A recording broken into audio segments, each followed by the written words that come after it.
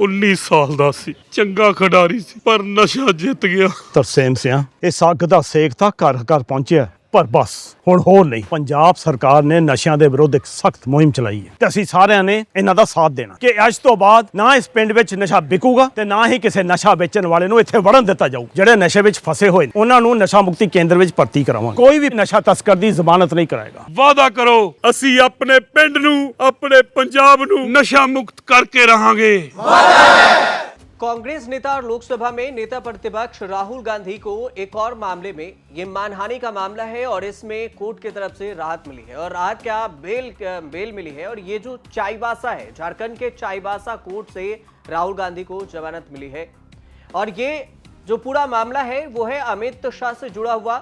अमित शाह पर राहुल गांधी ने 2018 में एक टिप्पणी की थी और इसी टिप्पणी को लेकर उन पर केस हो गया था।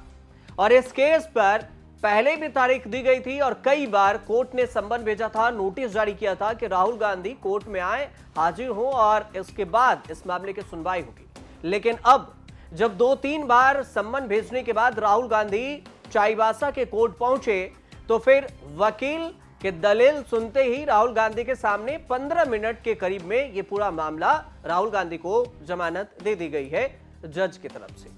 अब कोर्ट में जो बात हुई है उसमें समझिए, सबसे पहले दिल्ली से चाईबासा हेलीकॉप्टर से राहुल गांधी गए और फिर कोर्ट में पहुंचे। कोर्ट में उनके जो वकील थे उन्होंने अपनी दलीलें दी, जज साहब तैयार हो गए और फिर 15 मिनट के अंदर, कोर्ट के अंदर 15 मिनट रहे और इसमें बेल दे दिया गया है। पूरा मामला आपको बताते हैं कि आखिर राहुल गांधी ने क्या कुछ कहा था जिस पर उन पर केस हो गया। और ये केस दायर करने वाला कौन था? बीजेपी के तरफ से ये जो एक बीजेपी के नेता भी हैं और वकील भी। ये जो पूरा मामला है वो प्रताप कटियार की ओर से 2018 में मानहानि का केस दर्ज किया गया था। और इसमें चूंकि चाईबासा में एमपी एमएलए कोर्ट में ये मामले की सुनवाई हुई है और एमपी एमएलए कोर्ट में ही ये केस पूरा चल रहा था, इसलिए पहले ये भी हुआ कि ये केस पहले रांची ट्रांसफर किया गया और फिर रांची में हाई कोर्ट ने फिर से चाईबासा कोर्ट में से ट्रांसफर कर दिया।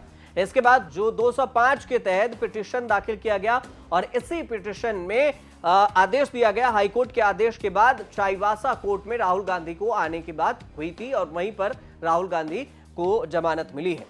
ये पूरा मामला है राहुल गांधी को लेकर। बीजेपी के नेता हैं प्रताप कटियार, उन्होंने मानहानि का ये दावा किया था और ये पूरा विवाद है 28 मार्च 2018 की, जिसमें राहुल गांधी एक अधिवेशन में गए थे और उसमें उन्होंने अमित शाह को लेकर बयान दिया था, जिसमें बीजेपी के तत्कालीन राष्ट्रीय अध्यक्ष, तब राष्ट्रीय अध्यक्ष थे अमित शाह, और उन पर राहुल गांधी ने टिप्पणी की थी, जैसे विवादित टिप्पणी। ये प्रताप कटियार बोले कि ये विवादित टिप्पणी है और इस वजह से इन्हें मानहानि का केस उन पर दर्ज हुआ। इसमें 9 जुलाई 2018 को प्रताप कटियार ने यह मामला चाईबासा के सीजीएम में मानहानि का दावा किया था और इसे केस कर दिया। 26 जून को अदालत में उपस्थित होने की पहले गैर जमानती वारंट भी जारी की गई थी राहुल गांधी के खिलाफ। अब अगर करें आपको बात कि ये राहुल गांधी ने जो अमित शाह को लेकर जो बयान दिया था, उस पेशी में जो चाईबासा कोर्ट में सुरक्षा के इंतजाम भी किए गए। और सबसे बड़ी बात यह भी है कि यहां पर मंत्री दीपिका पांडे सिंह, इरफान अंसारी, विधायक अनूप भी कोर्ट में मौजूद रहे, लेकिन उन्हें अंदर जाने की अनुमति नहीं मिली। कोर्ट की लिस्ट में सिर्फ राहुल गांधी को अनुमति मिली थी कि वो कोर्ट में जाएं और उसके बाद ये पूरा पैरवी कर रहे थे। राजेश ठाकुर और बंधु तिर्की कोर्ट के अंदर थे और इससे इनकी पैरवी कर रहे थे। अब राहुल गांधी की बात करें कि इन्होंने बयान क्या दिया था, तो ये बयान भी समझिए। राहुल गांधी ने 2018 में कांग्रेस के एक अधिवेशन में अमित शाह पर निशाना साधते हुए एक बयान दिया। उसमें कहा था कि कांग्रेस में कोई हत्यारा राष्ट्रीय अध्यक्ष नहीं बन सकता। कांग्रेस किसी हत्यारे को राष्ट्रीय अध्यक्ष स्वीकार नहीं कर सकते और ये बीजेपी में ही संभव है।